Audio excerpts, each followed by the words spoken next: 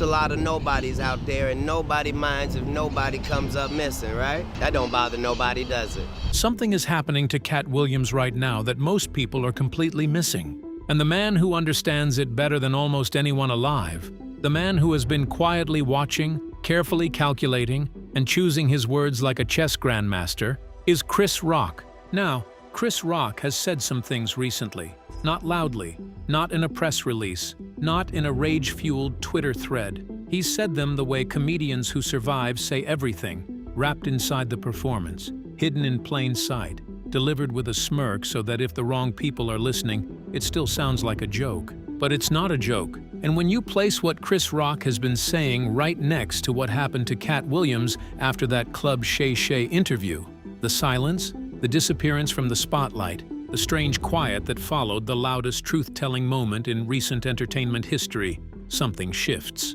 Something clicks into place that you cannot unclick. So stay with me, because this is not about celebrity gossip. This is not about who dissed who on a diss track or who showed up to whose party. This is about a pattern, a documented, repeatable, deliberate pattern that has been running in Hollywood for decades. And Chris Rock, whether he intended to or not, has been giving us the roadmap to understand it. Let's go.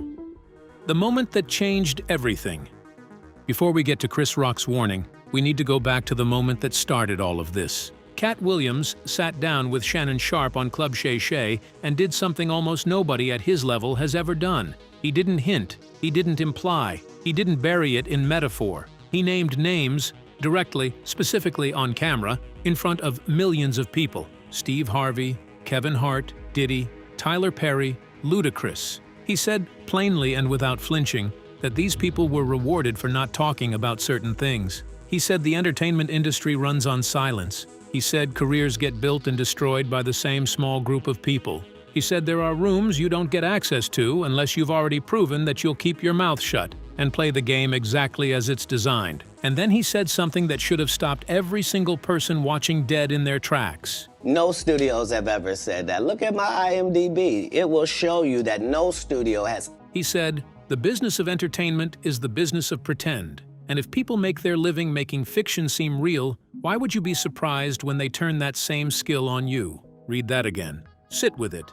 A man at that level, in a nationally broadcast interview, telling you that the illusionists use their craft as a weapon against anyone who steps out of line. That's not bitterness. That's not jealousy. That's a blueprint. And then look at what happened immediately after. The industry went into overdrive. Headlines called him jealous, bitter, unhinged, unstable. Every old arrest, every canceled show, every rumor from 15 years ago got pulled back to the surface. Comedians who had been silent for years suddenly rushed to defend themselves on social media. Shannon Sharpe had to get back on camera to explain why he even let the interview go that far. PR teams mobilized. The machine cranked into gear with cold, practiced efficiency. But Katt, the man who just set Hollywood on fire? He stepped back. He didn't flood the podcasts. He didn't do a victory tour. He went quiet. And that silence, that strange, deliberate, almost eerie silence, is exactly what Chris Rock has been warning us about. Because Chris Rock has seen this before. Chris Rock has lived a version of this before. And if you know what to listen for, he's been telling you exactly what it means. Who is Chris Rock in this story? Here's the question you need to ask yourself before we go any further. Why Chris Rock specifically? Dave Chappelle walked away from $50 million and went to Africa. Katt Williams blew the whole thing open on camera. But Chris Rock stayed. He stayed inside the system, worked inside the machine, built a career that has spanned 4 decades, survived a very public humiliation that the entire world watched in real time, and came out the other side still standing. That makes him uniquely positioned to understand what's happening. Because here's what most people don't realize. Chris Rock has been commenting on Hollywood's power structure, on the way the industry controls and punishes its talent for years. He just does it the way the smartest people in dangerous rooms have always done it. He wraps the truth in comedy so tightly that the people who need it to be a joke can keep treating it like a joke. But the people paying close attention, they hear something else entirely. Chris Rock has talked about the way Hollywood treats black talent as a commodity. He has talked about the difference between being rich and being wealthy, and specifically named the mechanism by which black entertainers are kept rich enough to be distracted but never wealthy enough to own anything. He has talked about how the industry creates controlled narratives. He has talked about what happens when you know too much. And after everything that happened to him, after the slap heard around the world, on Oscar night 2022, Will Smith slapped Chris Rock. After the way the industry responded,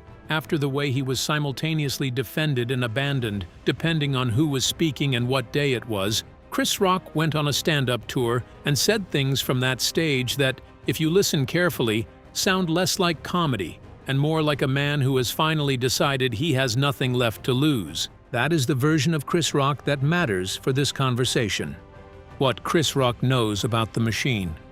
Let's talk about what Chris Rock has actually said and what it means in context. Chris Rock has been explicit about the economics of Hollywood and how they create compliance. He's talked about how the entertainment industry is structured to make sure that the people at the top of the food chain stay there, not through talent alone, not through merit, but through relationships, through loyalty, and through demonstrated willingness to play by unwritten rules. He has talked about how black comedians specifically occupy a strange and dangerous position in that hierarchy, celebrated enough to be useful, visible enough to be controlled, and always watched for signs of stepping out of the lane that's been assigned to them. Now think about what Katt Williams said. He said careers are built and destroyed by the same small group of people. He said there are tests. He said the people who pass those tests move up, and the people who refuse them find out exactly what the machine is capable of. Chris Rock has been describing that same machine from the inside for years,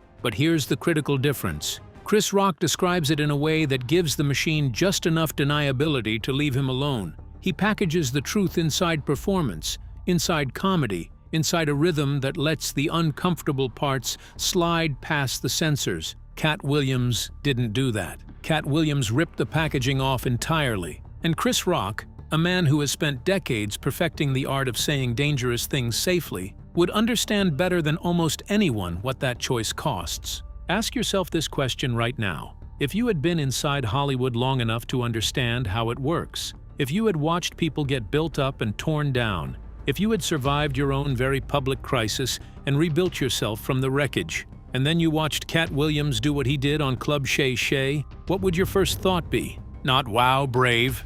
Not yes, finally. Your first thought, if you know how this works, would be, he just put a target on his own back. That is what Chris Rock knows, and that is what his recent warnings, delivered in the language of comedy, are trying to tell you. The pattern, and why it keeps repeating. Let's talk about the pattern, because this is where everything converges. Dave Chappelle described it. T.K. Kirkland confirmed it. A young comedian named Brandon lived it personally and said you couldn't pay him $1 trillion to go back and make the same choice. Jim Breuer watched it happen to household names and said it scared him to his core. And now Katt Williams has added his name to that list, not as a cautionary tale but as someone who chose to tell the truth anyway, knowing what it would cost. But the pattern is older than all of them, and Chris Rock has been watching it operate his entire career. Here is how it works. Step 1. You get offered access. A role, a deal, a room you've never been in before. All you have to do is pass the test. Step 2. Compliance check. It doesn't matter what the specific ask is. What matters is whether you do it without being told twice. Step 3. The choice. Some people comply and move up. Some people refuse and find out what happens to people who refuse. Step 4. The aftermath. If you refused and you're loud about it, the machine doesn't destroy you all at once. That would be too obvious. Instead, it makes you look unstable, bitter, unhinged, unreliable. It digs up your past. It recirculates your worst moments. It makes it so that when you tell the truth, the audience's first instinct is to question your mental state rather than the content of what you're saying. Dave Chappelle got the crazy label applied to him carefully and consistently when he walked away from $50 million. Regardless, Dave Chappelle. Dave Chappelle walked away from $50 million. Katt Williams is getting the same playbook run on him right now. Every old arrest, every missed show, every story that makes him look unstable, recirculated, re-amplified, repackaged for a new audience. Chris Rock has watched this happen repeatedly. He has spoken about it in terms of the industry's ability to protect certain people and dismantle others. He has described the way narratives get managed, the way the story about a person can be built or burned depending on who's doing the telling and what they've been told to say. And here's what makes Chris Rock's voice so important in this conversation. He has been on both sides of that machine. He has been the beneficiary of the industry's protection. He has also felt the machine turn against him. Not fully, not fatally, but enough to understand what it is capable of. That experience gives him a clarity that very few people in Hollywood have earned. The slap and what it actually revealed. We have to talk about the slap, not because the slap itself is the point, but because of what happened after the slap and what it revealed about the machine. When Will Smith walked on stage at the Oscars and struck Chris Rock in front of a global audience of millions, something extraordinary happened. Not the slap itself, but the industry's response to it. For a moment, there was silence, a collective holding of breath from an industry that wasn't sure which way to fall. And then, gradually, the narrative began to take shape, not organically, not naturally, deliberately, carefully, managed. Chris Rock did not press charges. He did not immediately flood the airwaves with his version of events. He went quiet. And then, months later, he went on stage. Almost a year after actor Will Smith slapped him on stage at the Oscars, Saturday night comedian Chris Rock hit back. And what he said from that stage was extraordinary, not because of the jokes about the slap, but because of everything else surrounding them. He talked about power and who has it. He talked about protection and who gets it. He talked about accountability and how selectively it gets applied. He talked about being in a room full of people who watched something happen and said nothing, and then crafted very careful statements about it afterward. He said, from that stage, things that can be read as commentary about a single incident, or they can be read as commentary about a system. Chris Rock is smart enough to know that both readings exist simultaneously, and to use that duality as armor. But listen to what he said about the nature of that room, about how the people in it operate, about who gets protected and who gets sacrificed depending on what the narrative requires. That is not a man processing personal injury from a stage. That is a man who has understood something fundamental about the machine he operates inside, and has decided that the safest way to say it is to frame it as a story about one night at the Oscars. The slap didn't just happen to Chris Rock. It happened in front of Hollywood. It happened in front of the machine. And the machine's response, the careful, calibrated, belated, selective response, told you everything about how it operates. Chris Rock noticed, and he's been telling you about it ever since. The silence of Katt Williams and why it matters. Let's come back to Katt Williams, because this is where the warning becomes urgent. After the Club Shay Shay interview, after the firestorm, after the machine activated in predictable and practiced ways, Katt Williams went quiet. Not the quiet of someone who has been defeated, not the quiet of someone who has been intimidated into submission necessarily, but a specific kind of quiet that people who understand this industry have started to recognize as deeply significant. He delivered his message. He named the names. He described the mechanism in surgical detail. He drew the map. And then he stepped back and let it exist in the world, and watched to see what the world would do with it. Chris Rock, from his vantage point, would understand this quiet in a way that most observers don't, because Chris Rock has been in rooms where the kind of information Katt Williams shared is considered extremely dangerous. He has seen what happens to people who share it. He has watched the machine's response unfold in real time, across multiple targets, over decades. And here is what Chris Rock would tell you about Katt Williams' silence if he were speaking directly instead of through comedy. The silence isn't the end of the story. The silence is the story shifting into a new phase, and depending on what phase that is, it could mean very different things. It could mean that Katt Williams has made the same calculation that Dave Chappelle eventually made, that the truth has been delivered, the message has been sent, and the smartest thing now is to go quiet and let it land while protecting himself from the most direct forms of retaliation. Or it could mean something more unsettling. It could mean that the machine has already begun doing what the machine does, quietly, efficiently, without making it obvious, and that the quiet is not strategic, that the quiet is the sound of a man who delivered everything he had and is now watching the room figure out what to do with him. Chris Rock's warning is essentially this: the machine is real. It operates in patterns that repeat. And the question is not whether the pattern is happening, it is always happening. The question is what phase it is currently in. What surviving the machine actually looks like. Here's something that gets lost in conversations about Hollywood's power structure. Not everyone who understands it gets destroyed by it. Some people figure out how to survive it, and the way they survive it is worth understanding. Dave Chappelle walked away, rebuilt on his own terms, and came back coded and careful, still calling the industry a monster, still saying his show was stolen from him, but doing it in a way that wraps the message in enough performance to let it breathe. He learned, as he put it himself, to be a lion performing calm, to be loud enough and specific enough that the machine doesn't see a clean target, but not so direct that there's no deniability at all. Chris Rock has done something similar, but from within the system rather than from outside it. He has built a career that the machine cannot fully dismantle because he has made himself too central to the narrative it relies on. He is not just a comedian, he is a cultural institution.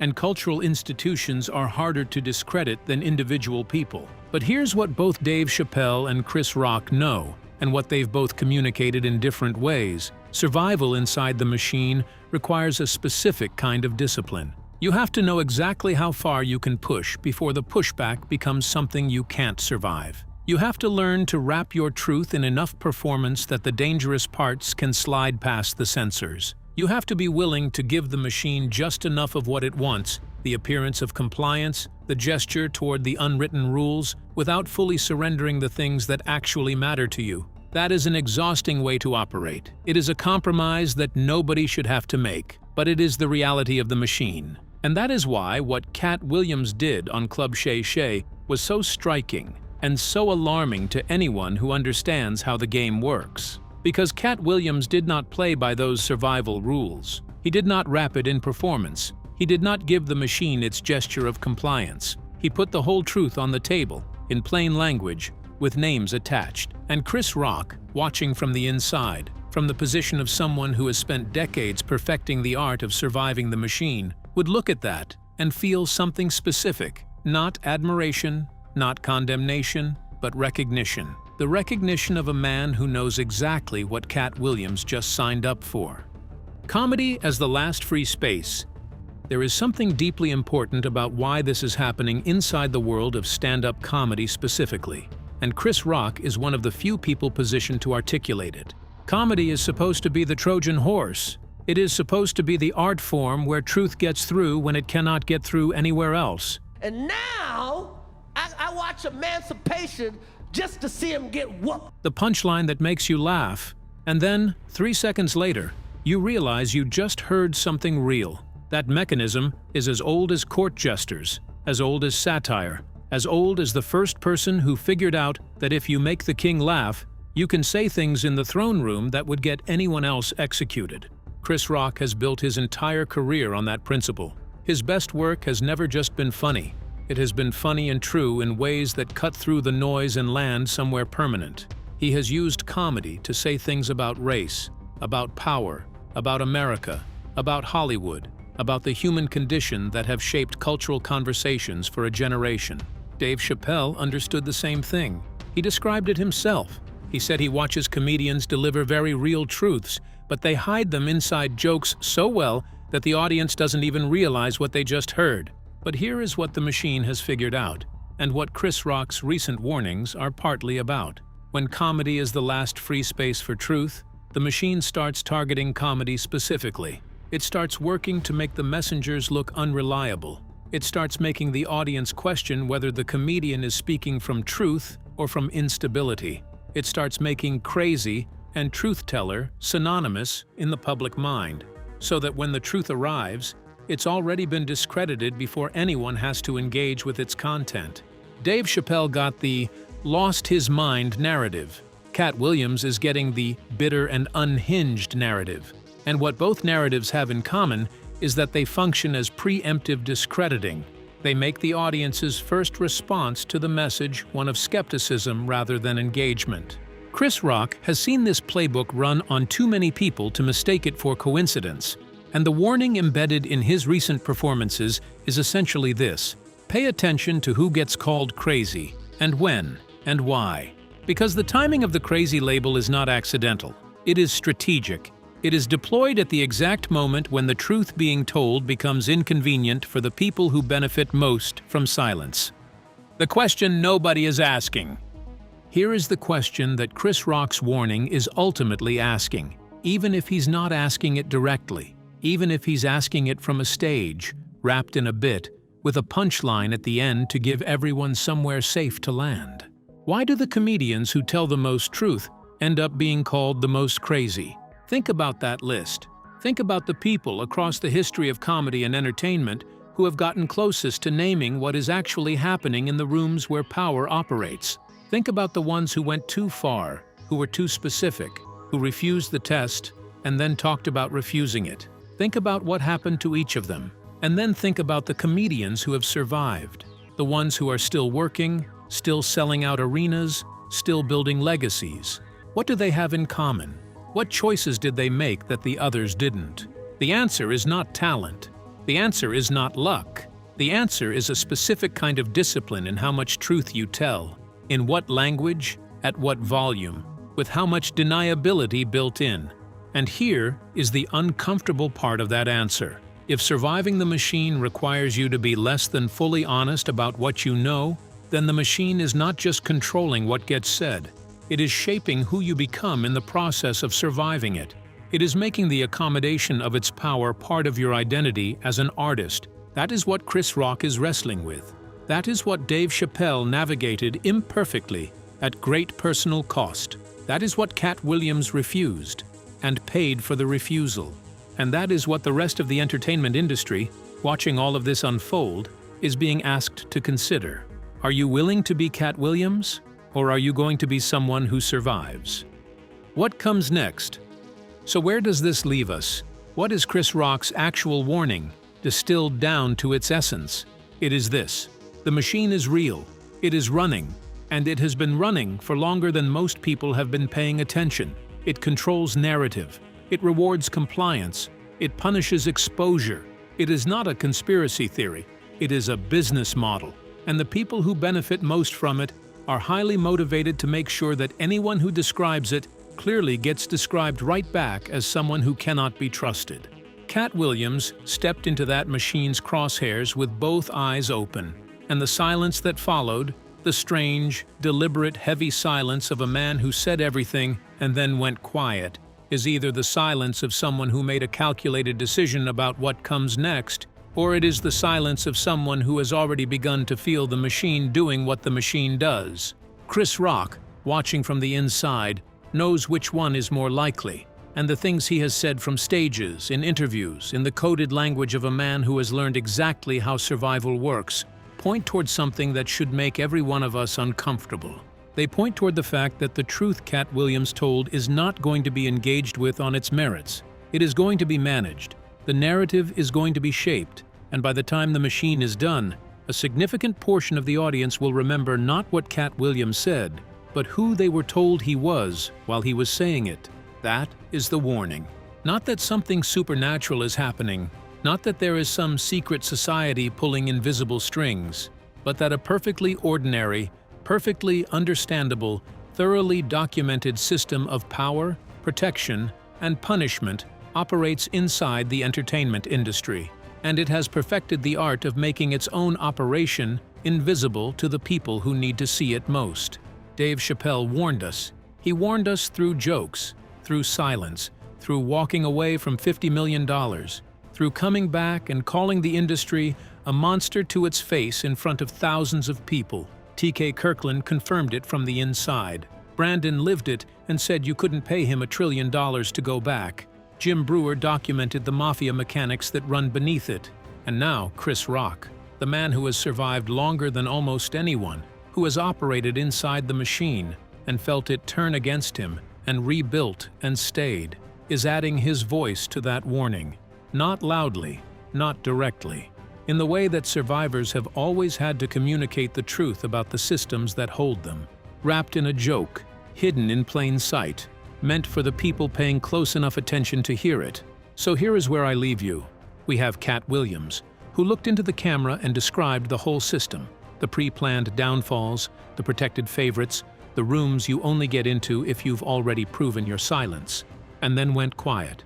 We have Dave Chappelle, who built his post-Africa second act as a masterclass in saying everything while maintaining just enough deniability to keep the lights on. We have TK Kirkland, Brandon, Jim Brewer, voices from inside those rooms, confirming from different angles that the pattern is real and has been running for generations. And we have Chris Rock, the man who stayed, the man who survived, the man who has been adding his warnings to this conversation from the safest distance he can manage while still saying something true. Now here is what I want you to think about. When you look at Katt Williams today, quieter, darker, almost resigned, are you watching a man who is strategically planning his next move? Or are you watching a man who already paid a price the public hasn't been allowed to see clearly yet? And when you listen to Chris Rock, really listen. Underneath the rhythm, underneath the punchlines, underneath the performance, what is he actually telling you about what it costs to know what he knows and stay inside the system that he knows it about? These are not rhetorical questions. I want you to drop your thoughts in the comments. I want to know what you see. I want to know if you think the silence is strategic or something more serious. I want to know if you think the warnings we've been hearing from multiple directions, in multiple languages, from multiple people with little incentive to coordinate a lie, if you think those warnings are finally starting to land. Because the truth has been in the room for a long time now. The question is whether enough people are paying close enough attention to do something useful with it. The comedians have been telling you. They've been telling you for years. The only question left is whether you're listening. Share this, not for the algorithm, because this conversation is bigger than any one video, any one incident, any one career, because the pattern that Katt Williams described, that Dave Chappelle encoded, that Chris Rock is warning about, it doesn't stop at Hollywood. It runs through every system where power gets protected and truth gets punished. And the more people who can see the pattern, the harder it becomes for the pattern to keep running unexamined. Keep your eyes open, keep your ears sharp, because the truth is always in there somewhere. Sometimes it's just dressed up as a joke.